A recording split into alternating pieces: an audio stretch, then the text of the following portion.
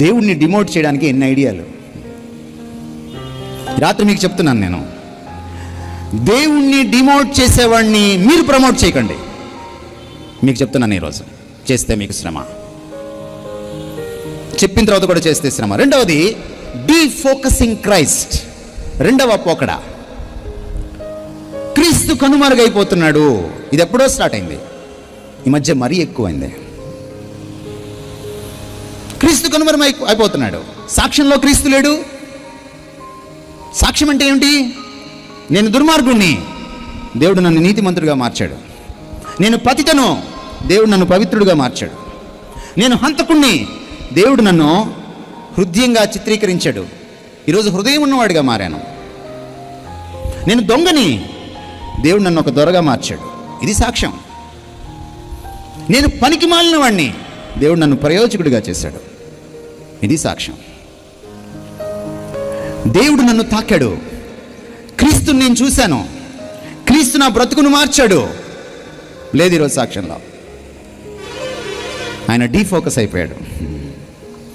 ఆయన ప్లేస్లోకి ఎవరు వచ్చారు? మళ్ళీ అయ్యగారు వచ్చారు.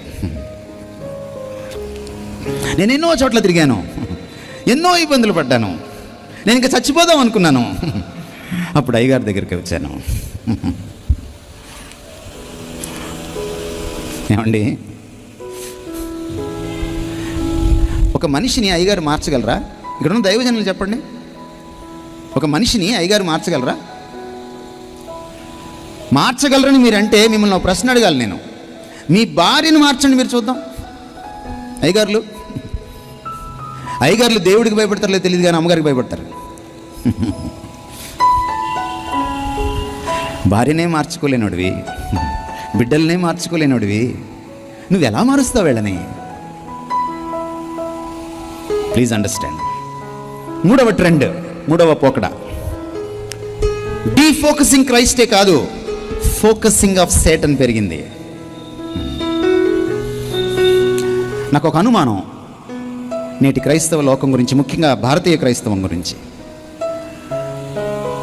మీరు క్రీస్తు కంటే ఎక్కువ అపవాదిని ఎక్కువసార్లు తలుచుకుంటారేమో ఒక రోజులో, నాకు అనుమానం. I think I'm almost right. అందుకని కొత్త ప్రార్థనలు పుట్టాయి. శుక్రవారం ప్రార్థనలో దయ్యాలని బంధించడానికి, అమావాస్య ప్రార్థనలో అపవాదిని బంధించడానికి. నువ్వేంటి బంధించేది వాడిని?